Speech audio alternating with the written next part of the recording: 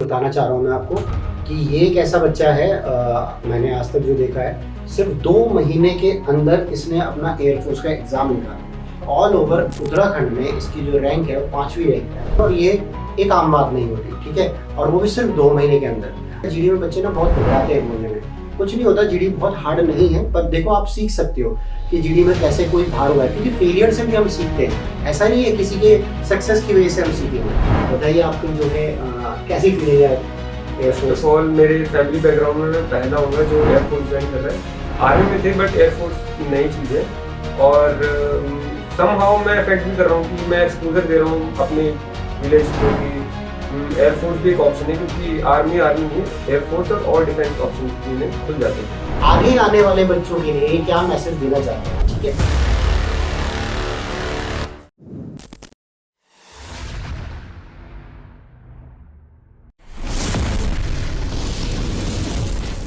नमस्कार बच्चों, मेरा नाम है अतुल और हमारा YouTube चैनल अतुल्य पाठशाला के नाम से है बेटा। आज जो है मैं आपको यहाँ पर परिचय कराने वाला हूँ बेटा 2 बच्चों से जिनका अभी एयरफोर्स का एग्ज़ाम निकला है, और बात करते हैं इन्हीं के मुँह जवानी। तो जानते हैं बेटा मेरे एयरफोर्स के चीतों से, उनके बारे में ढंग से। जय हिंद एवरीवन, आई एम आकाश पिटवाल। मैं बिलोंग करता हूँ कोटद्वार उत्तराखंड से और रिसेंटली मैंने all over Uttarakhand 5th rank score करी है एयरफोर्स के एग्ज़ाम में। Hello sir, hello everyone.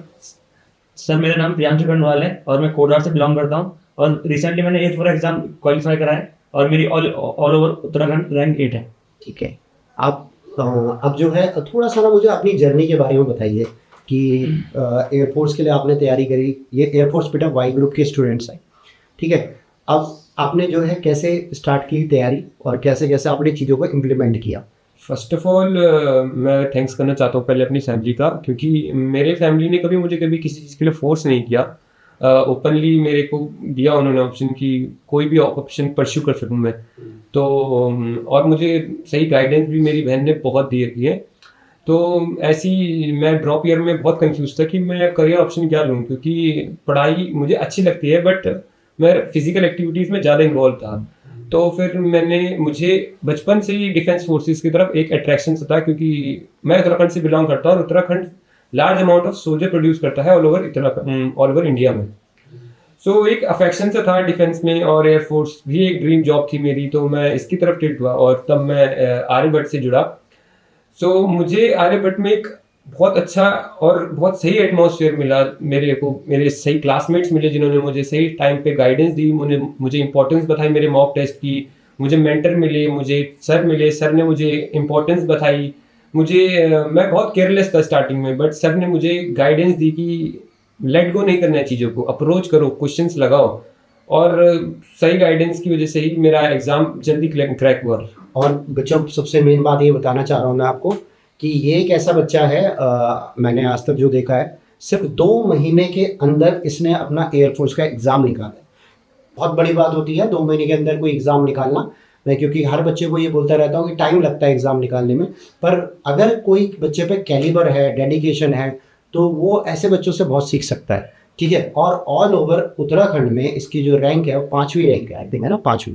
तो 5वीं रैंक है ऑल ओवर उत्तराखंड, और ये एक आम बात नहीं होती, ठीक है। और वो भी सिर्फ 2 महीने के अंदर। अब वो बात अलग है, थोड़ा एनसीसी के उसमें नंबर जुड़े हैं, ठीक है, पर वो नंबर बेटा 3-4 नंबरों से कुछ नहीं होने वाला। मेन नंबर वो है रॉ मार्क्स वाले, क्योंकि जब एनसीसी के नंबर भी तभी जुड़ते हैं जब आप पूरा क्वालिफाई कर देते हो, ठीक है। अब बात करते हैं हम प्रियांशु की।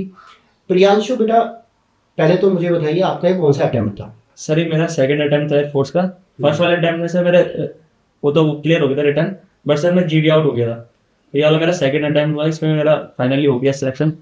जीडी में बेटा देखो कई बार क्या होता है, जीडी में बच्चे ना बहुत घबराते हैं बोलने में। कुछ नहीं होता, जीडी बहुत हार्ड नहीं है, पर देखो आप सीख सकते हो कि जीडी में कैसे कोई भार हुआ है, क्योंकि फेलियर से भी हम सीखते हैं। ऐसा नहीं है किसी के सक्सेस की वजह से हम सीखेंगे। तो एक बार उनका फेलियर भी जानते हैं, जीडी में कैसे भार हुए थे। हाँ, जीडी में क्यों भार हुए थे? जीडी में सर एक तो थोड़ा लैक ऑफ नॉलेज भी रहा कि मुझे एकदम से गाइडेंस वगैरह भी नहीं मिल पा रही थी, और थोड़ा उस टाइम पे मेरा ये था कि ऑल इंडिया वो था, वैकेंसी था, तो उसमें सारे बच्चे वो कर रहे थे कॉम्पीट। तो थोड़ा मेरे को नॉलेज की वो थी मेरी कमी, तो मैं उसको सही से इम्प्लीमेंट नहीं कर पाया। और तो फिर मैंने उससे लेसन लिया, उसको मैंने सेकंड वाले टाइम में उसको दोहराया नहीं, और सर इस बार लकीली जीडी भी क्लियर हो गया था और मेडिकल भी सर क्लियर हो गया था। पहले मैं आपको बताना चाहता हूँ जीडी है क्या। जीडी है ग्रुप डिस्कशन। एक तरह से आप ये कह लो इंटरव्यू सेक्टर पर इंटरव्यू नहीं होता है। इंटरव्यू मतलब ये होता है, जैसे इंटरव्यू तो आपका क्या होता है, पीआई पर्सनल इंटरव्यू, वो अलग चीज़ होती है। यहाँ ग्रुप डिस्कशन ऐसा होता है कि आपके बीच में कोई ऑफिसर बैठेगा या फिर कोई भी एक एयरफोर्स का बैठेगा और वो आपको यहाँ पर घेर के यहाँ गिरा देगा और फिर आपसे यहाँ पर क्वेश्चंस करेगा। तो वहाँ पर कई बार कुछ बच्चे, बहुत कम बच्चे बाहर होते हैं, पर वो बाहर क्यों हुआ उसके बारे में हमने जाना और शायद इसने जो मुझे बताया था और उस हिसाब से मैं आपको बता रहा हूँ कि यहाँ पर वहाँ पर इसने ज़्यादा किसी का टॉपिक छीन लिया। तो जब आप किसी का टॉपिक छीन लेते हो तो वही समझ जाता है कि ज़्यादा स्मार्ट वर्क कर रहा है। वैसे बहुत कम चांसेस होते हैं जीडी में बाहर होना, जब आप बिल्कुल नहीं बोल रहे हो और अटैम्प्ट नहीं कर रहे हो अपने क्वेश्चंस को, तो आप बाहर हो सकते हो। ठीक है, चलो और अब इनकी रिटर्न के बारे में जानते हैं बेटा कि रिटर्न की तैयारी उन्होंने कैसे कैसे करी। रिटर्न में मेरा पहला अप्रोच ये था कि जो मुझे कोचिंग में कराया जा रहा है मैं उससे 2-3 बार, मतलब जो क्वेश्चन सर ने कराया वो भी मैं, जो बेसिक वाला क्वेश्चन था उसको भी स्किप नहीं करता, बेसिक टू एडवांस करता था, क्योंकि बेसिक से मेरा कॉन्फिडेंस बिल्ड होता था और एडवांस तो मैं अच्छे से लगा पाता था। और उसके बाद मेरे फ्रेंड सर्कल भी वहाँ बहुत सही था, उन्होंने मुझे मॉक का इंपॉर्टेंस बताया। पहले मैं बिल्कुल मॉक नहीं देता था, मेरे बहुत कम नंबर आते थे, कभी कभी 18-16 भी आते थे। बट जब मैंने मॉक दिया, मुझे अपनी गलतियाँ बची, मैं अपना टाइम सुधारा, मैंने टाइम से पेपर कंप्लीट किया, तो मुझे बहुत, और बीच बीच में सर का गाइडेंस, जब सर मुझे रीजनिंग समझाते थे और मैथ्स के लिए शॉर्ट ट्रिक्स जो मुझे बहुत काम आती है टाइम बचाने में, क्योंकि पेपर टाइम बचाना डिमांड करता है। इसमें क्वेश्चंस तो सारे अटेम्प्ट हो जाएंगे, बट कितनी जल्दी तुम कितने क्वेश्चंस लगा पाते हो वो तुम्हारा मॉक से इम्प्रूव होगा, और जिसमें सर ने मुझे बहुत गाइड किया। सर मेरा कोचिंग का ऐसा है कि मेरे को ऑनलाइन मेरी थी वो मेंटेन नहीं हो पाती थी कंसिस्टेंसी, तो मैं ऑफलाइन कोचिंग ही वो करे प्रेफर, और फिर मैं आर्यभट्ट आपकी कोचिंग से जुड़ा और आपके मैम की गाइडेंस में मैंने क्लियर करा एग्जाम। स्टार्टिंग में मैंने, जब मेरा 50 to 70% सिलेबस पूरा हो गया था, उसके बाद मैंने मॉक लगाना स्टार्ट करा था। उससे पहले तो ये था कि मॉक में एक भी मॉक नहीं छोड़ा था। और सर एक टाइम ऐसा आ गया था मॉक के कि स्कोर बिल्कुल स्टक हो गया था 30 to 31 नंबर के बीच में। तो उस टाइम पे ये होता था कि ये नंबर बढ़ नहीं रहे, इंग्लिश में भी कभी सेक्शन कट ऑफ भी क्लियर नहीं होती थी। तो उस टाइम में थोड़ा डिमोटिवेट तो हो रहा था, बट उस टाइम पे ये था कि छोड़ा नहीं था मॉक, फिर दिया ये कोई कोशिश की इस वाली जो मॉक मैंने गड़बड़ करी है तो फिर आगे दूसरे वाले में रिपीट ना हो। तो वही बोलना चाहूँगा कि सर अगर आप भी अगर मॉक वगैरह दे रहे हो, अगर आपको स्कोर भी एक जगह पे स्टक हो रहा है, तो उस टाइम पे हार नहीं माननी है। लगातार आपको अपने मॉक को एनालिसिस करना है, मेन चीज़ है आपने क्या गलती करी है वो रिपीट ना हो। और फिर ऐसी स्कोर एक टाइम पे जब देते रहोगे फिर एक लेवल आएगा कि आपका स्कोर सडनली बूस्ट कर जाएगा। और फिर तब सर इस बार लकीली स्कोर 38 पॉइंट मेरा रॉ स्कोर बना था, तो मार्क्स सही आ गए थे लास्ट। तो रॉ स्कोर बेटा 38 बना है 50 में से, है ना। तो इतने स्कोर करना, अचीव करना एकदम से बहुत भारी पड़ जाता है, पर जो भी है इन्होंने बहुत अच्छी अपनी मेहनत करी।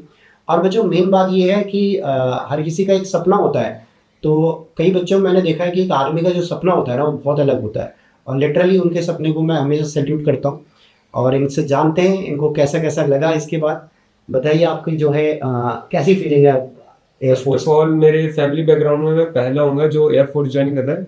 आर्मी में थे बट एयरफोर्स नई चीज़ है, और समहाउ मैं इफेक्ट भी कर रहा हूँ कि मैं एक्सपोजर दे रहा हूँ अपने विलेज को कि एयरफोर्स भी एक ऑप्शन है, क्योंकि आर्मी नहीं है, एयरफोर्स और डिफेंस ऑप्शंस भी उन्हें खुल जाते हैं।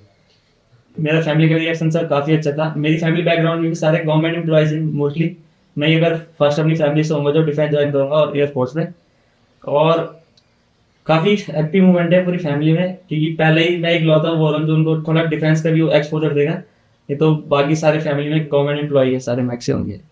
बाकी बच्चों देखो बात ऐसी है कि कभी भी इंसान को शांत नहीं रहना चाहिए, एक जगह पे नहीं रहना चाहिए। अभी आज भले ही आज एयरफोर्स वाई ग्रुप का इन्होंने एग्ज़ाम क्लियर करा और फाइनल ज्वाइनिंग इनकी हो चुकी हो, पर मेन चीज़ ये है बेटा उसके बाद जो है आप जो है ऊपर की लेवल की सोचो। और मैंने इनको बोला है और मैं इनको हमेशा बोलता हूँ, हर बच्चे को बोलता हूँ कि इसके बाद ज़रूर आप एफकेट का पेपर दो, एसएसबी राउंड्स दो।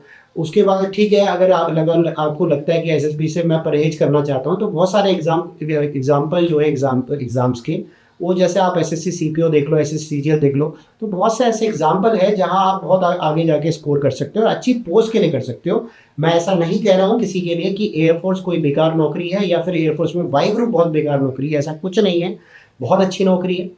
और हम सम्मान करते हैं हर सोल्जर्स का और हर किसी का, चाहे वो कुछ भी काम कर रहा हो देश के लिए, एक सोल्जर ही रहेगा। ठीक है, अब इसके बाद हम इनसे जानते हैं कि आगे आने वाले बच्चों के लिए क्या मैसेज देना चाहते हैं। ठीक है, सबसे पहले इम्पोर्टेंट फैक्टर जो है तुम्हारा डिसिप्लिन बहुत ज़रूरी है। और वैसे भी अगर तुम सोच रहे हो डिफेंस में आने का तो डिसिप्लिन तो तुम्हें लाना ही पड़ेगा। और डिसिप्लिन के साथ कंसिस्टेंसी तो चाहिए तुम्हें कि क्वेश्चन प्रैक्टिस, और तुम्हें मेंटर तो चाहिए ही चाहिए। तुम टालोगे तो ऐसा नहीं चलेगा। डिसिप्लिन तुम्हारा ऑफलाइन बैठ के ही आएगा, तुम्हें मेंटर हमेशा नीड होगी। So all the best. हाँ, मेरा भी सर ये रहेगा कि अगर कोई जो एस्पिरेंट अगर वो एम कर रहा है, मतलब अगर वो डिफेंस के लिए कर रहा है तो पहले से मेंटलिटी थोड़ी वो हो जाती है। मेंटली टफ होना पड़ेगा, ये पहले से वो कर लो डिसाइड। और डिसिप्लिन जैसे कंसिस्टेंसी मेन रोल प्ले करता है कोई भी कॉम्पिटिटिव एग्जाम में। और दूसरा ये रहेगा कि एक भी दिन स्किप नहीं करना है, भले थोड़ा पढ़ो बट ये कि डेली पढ़ो, चाहे 2 घंटे पढ़ो चाहे 3 घंटे पढ़ो, डेली पढ़ना है। और ये कि अगर आप लोग डिफेंस ज्वाइन कर रहे हो तो फिर एक अपने आप में काफ़ी अच्छी वो थिंग है कि आप लोगों ने थोड़ा हटके करियर चूज करा है। और ये तो बाकी तो सब हो जाएगा, अपने पे भरोसा रखो। बाकी बच्चों देखो, ज़िंदगी में धैर्य रखना पड़ता है। अगर आप आज के दिन ही सोचो कि मेरी आज ही नौकरी लग जाए, ऐसा ज़रूरी नहीं है। एक इंटरव्यू देखने के बाद आपके अंदर जोश आना ज़रूरी है, और जोश के साथ होश भी होना चाहिए। उसका मतलब होता है कि आप अपना डिसिप्लिन देख रहे हो कि हाँ यार, मेरे को तुमने अभी डिसिप्लिन की बात करी, बहुत बड़ी बात होती है। और मैं उस डिसिप्लिन के साथ साथ एक चीज़ और जोड़ना चाहता हूँ, रेगुलरिटी और पेशेंस। कई बच्चों का इस एग्ज़ाम में नहीं हुआ होगा, आपको कोई हताश होने की ज़रूरत नहीं है। आगे जाके कई एग्ज़ाम हैं, और मैं ये कहता हूँ, मान लो किसी की एज चली गई हो, क्योंकि ऐसे सेक्टर में जहाँ बात करते हैं डिफेंस की, तो वहाँ पर 20.5 साल 21 साल लास्ट एज रहती है। उसके बाद आप फॉर्म नहीं भर पाते और आपका जुनून रहता है, तो उसके बाद आपके पास बहुत सारे लाइन्स हैं जहाँ आप डिफेंस ज्वाइन कर सकते हो। एज एन इंडियन आर्मी नहीं कर सकते तो एज एन इंडियन आर्मी में आप और कुछ भी कर सकते हो, जैसे CDS के लिए आप क्वालिफाई कर सकते हो। कई बार मैंने ऐसे बच्चे देखे हैं जो रेलवे ग्रुप डी नहीं निकालते और IAS निकाल लेते हैं, जो आप आजकल सुन भी रहे हो इंटरव्यू में, ठीक है। तो छोटे एग्ज़ाम या फिर कोई बड़ा एग्ज़ाम, सब बराबर लेवल के एग्ज़ाम होते हैं, सबकी अपनी अपनी तैयारियां होती हैं। कोई ऑफिसर निकला है, उसने भी मेहनत करी है।